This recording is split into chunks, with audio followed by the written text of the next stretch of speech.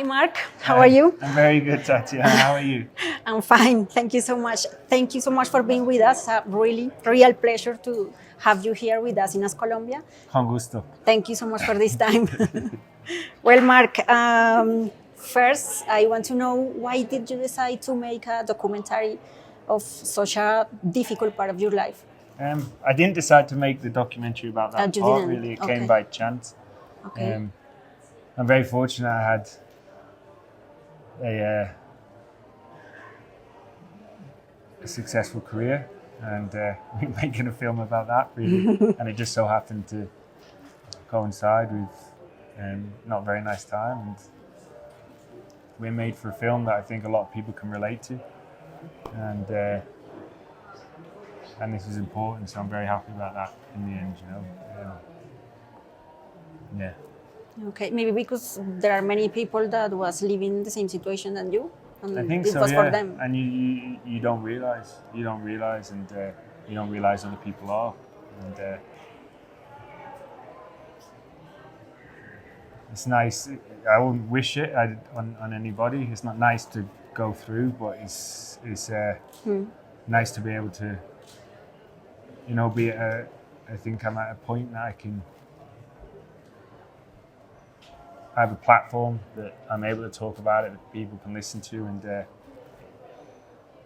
it's a very nice place to be. Why do you think that the personality of sprinters is kind of different of another cyclist? For example, climbers. I think, first of all, sprinters, okay, the muscle type, we can go fast at the end of a race, but theoretically, we're not very talented for cycling. The rest of it is very, very hard, you know? Yeah. So you a lot of the time have to fight with yourself to be able to do it. And I think that puts a fighting nature in you. You have to fight against everything, you know? And for me, it first and foremost comes from that. We shouldn't really belong in cycling, you know? But it's nice because you get to win, and it's fun. I think sprinting is the only part of cycling that still has a lot of tactics and instinct involved, you know? It's not about looking at your numbers on the computer, it's about thinking, and for me this is what I grew up loving about cycling, and it's what I still love about sprinting, you know? It's like playing a game but on your bicycle. So you kind of hate mountain? No, I don't hate mountains, I just don't go as fast as other people. Everybody loves the mountains, you know? Okay. I just go a bit slower than a lot of other people. Mark, what has been the moment of your career that you have enjoyed the most? I don't know really. I'm fortunate that I've been in some incredible teams with incredible people all throughout. And to be able to say that over the most part of 20 years is quite nice. It was special when Bradley Wiggins won the Tour de France. I never thought, as a sprinter, I never thought that I'd be in a Tour de France winning team, you know. I thought I'd be in a team that would win at the Tour de France. I was doing it. But the team that actually won it is a different thing. And Brad and I we're like brothers, we're very close, you know, and we grew up a lot together. Okay. And to be able to do that with him and him win the Tour, and I think Froome was second.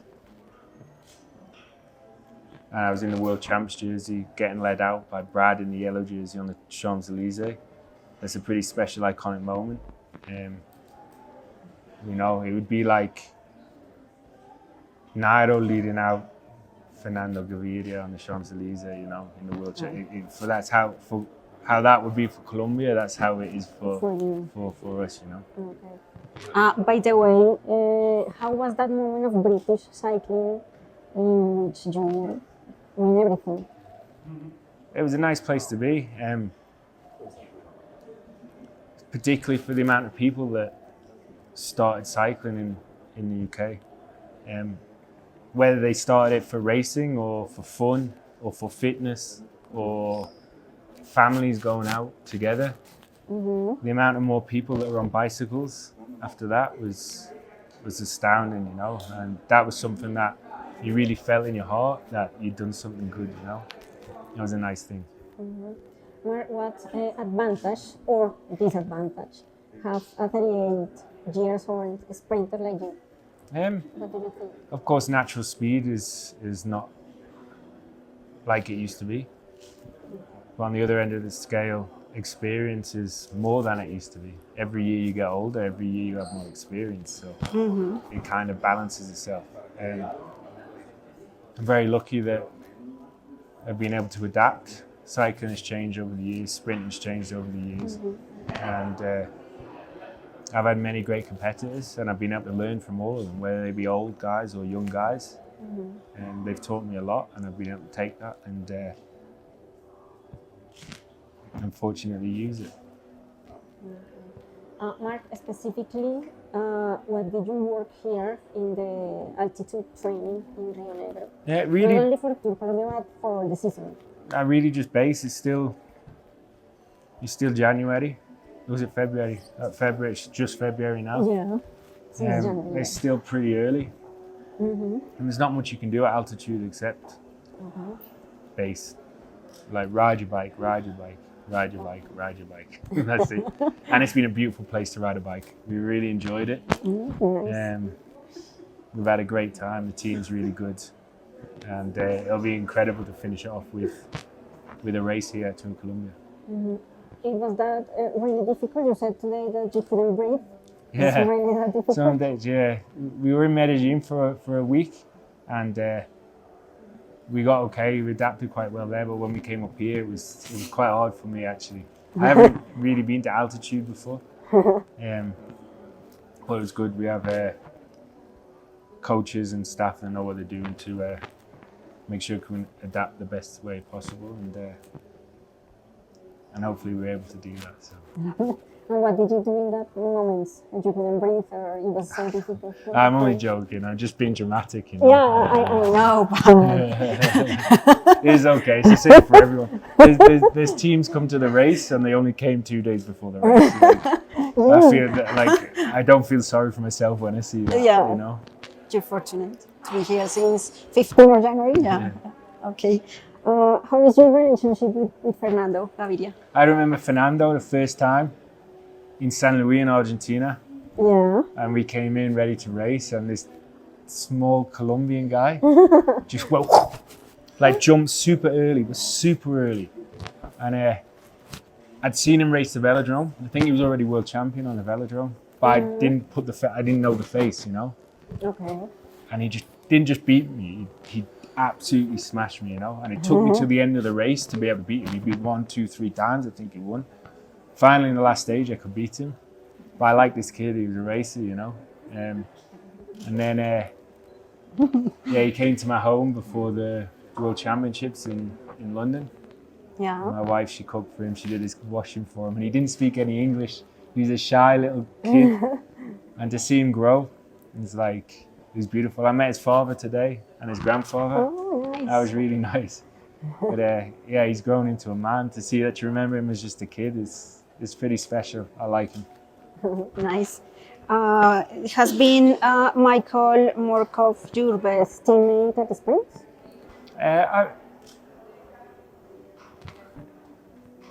I've had many good riders help me with sprints. I'm very lucky in that respect, you know. Not just good bike riders, but good people as well. And Michael and I, we've raced together since we were 14 years old. Wow. You know, we really know each other. We're both 3 times world champion on the velodrome. And he's super smart, you know, he's smooth, and that's what you need in a lead-out man, you know. I can trust him. I can trust where he's going to go. He can trust where I'm going to follow. And he's been the lead-out man for many, many victories, not just for me, but for a lot of guys. And that's not by chance, you know. Yeah. That's the mark of somebody good. So I'm very lucky that we're back together now and starting the season here. Together again. Yeah. He snores though. In the room he snores. Oh, really? So he keeps me awake at night. I had to get some earplugs. To sleep. Yeah. Mark, how do you remember Giro d'Italia last year? Oh, it was hard. Last stage with Geraint Thomas helping you. That was beautiful. It was worth getting through the Giro. Really suffered through the Giro. I got sick. and it was really quite a hard time. But it was worth it, you know. It's quite funny because nowadays there's not really a gruppetto in cycling. Guys go as far hard as they can go, and the experience I have, I know if you go as hard as you can go on every climb, after 3 weeks, you don't have the same energy as if you. And I was fortunate to have incredible teammates with me. They got me through the mountains. They were long days alone, but we knew what we had to do, and we knew doing that the time would come. And actually, I was happy to wait because that finish in front of the Colosseum in Rome was a special way to finish my Giro d'Italia career. I don't think I'll do the Giro again, and to finish there was pretty special, especially because I'd won a stage in every single Giro d'Italia that I started. So to finish it off with that photo it really means a lot to me. In which moment did you decide that 2023 was not going to be the year of the retirement? Well, it took a while. Okay. Alex Vinokurov, my team boss, Olympic champion from London, he already asked me straight away when I got back from the hospital. You know, it really took me a long time to decide, and there was ups and downs. There's some days quite soon when I was like, I'll carry on. Then the next day I'd be absolutely not. It was just about of course, your body goes through different emotions when you're in rehabilitation for an injury. But finally, when you get some form and you enjoy riding your bike, it's quite an easy decision in the end, you know. Okay. So I get to ride my bike as a job. Why not? And what do you think about making history that could be this year in Tour de France by beating Eddy Merckx? I don't know really. I already have the record alongside Eddie, so of course if I go to Tour, it's to beat that. But also, if I was a professional next year, I'm going to the Tour to beat myself anyway if I won this year, you know? So it doesn't change how I target anything. Just want to go and do my best. Like I said, I'm super lucky to get to still do it as a job, do what I love. And to say that history doesn't mean anything to me would be a lie, you know, it really does.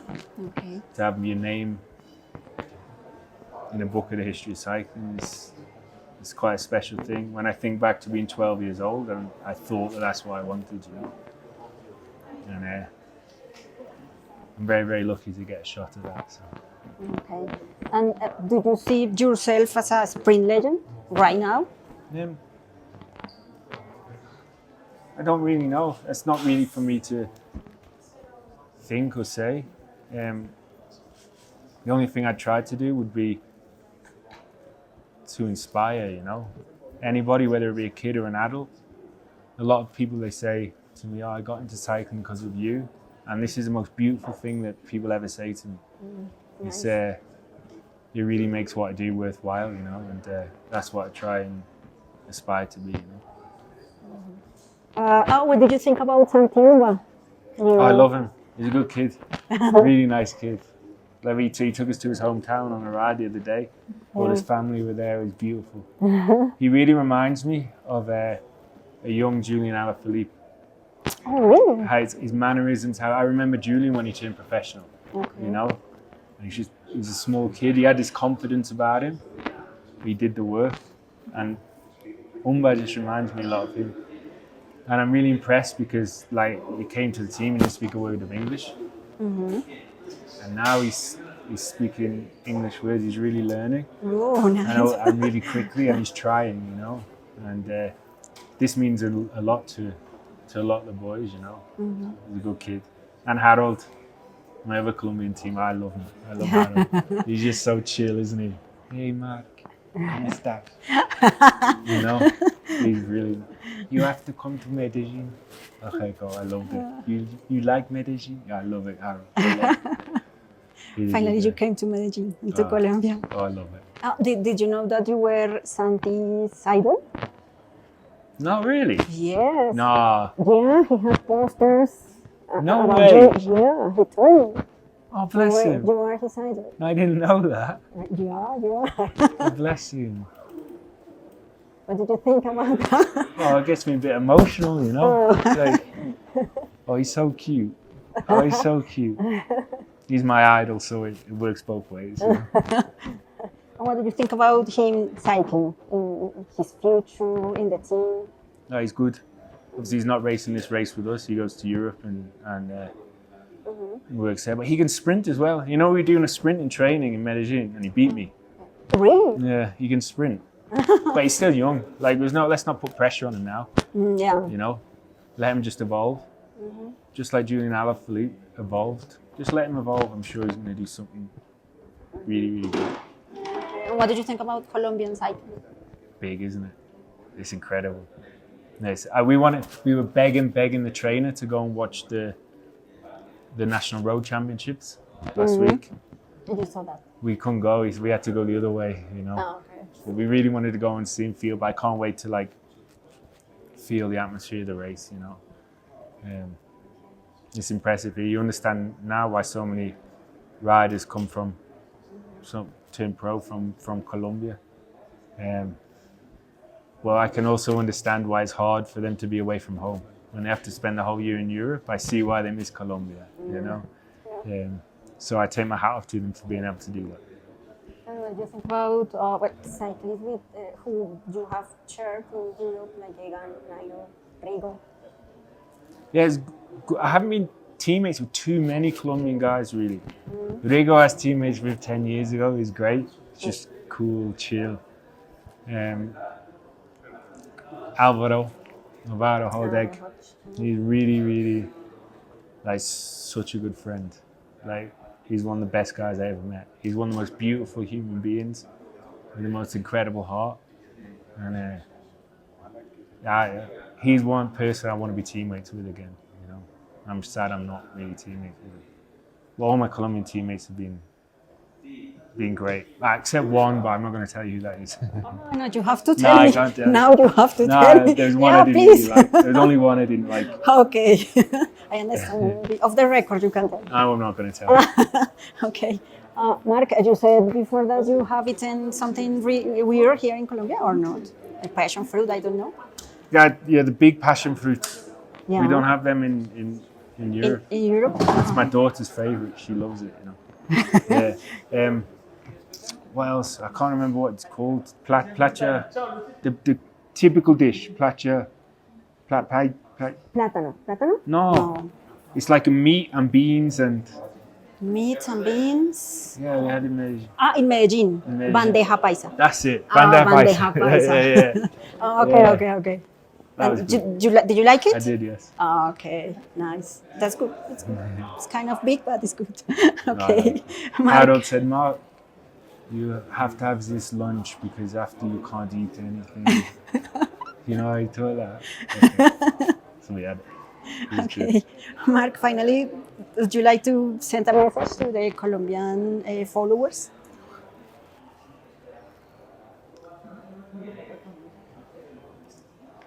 Hola amigos, gracias por todos aquí en Colombia. Llamo Colombia. Okay, thank you so much for being with us. Thank you for your time. Thank you.